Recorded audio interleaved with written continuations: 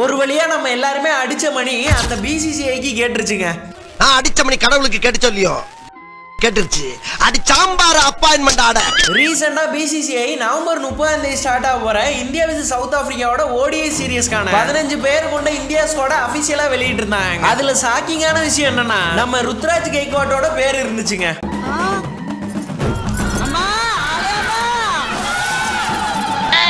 அப்பாடா ஒரு வழியா நம்ம ருத்ராஜுக்கு இந்த சீரியஸ்ல வாய்ப்பு கொடுத்துட்டாங்களேன்னு நினைக்கிறதுக்குள்ள அதே ஸ்குவாட் லிஸ்ட்ல நம்ம ஜெய்ஸ்வாலோட பேரும் இருக்குங்க.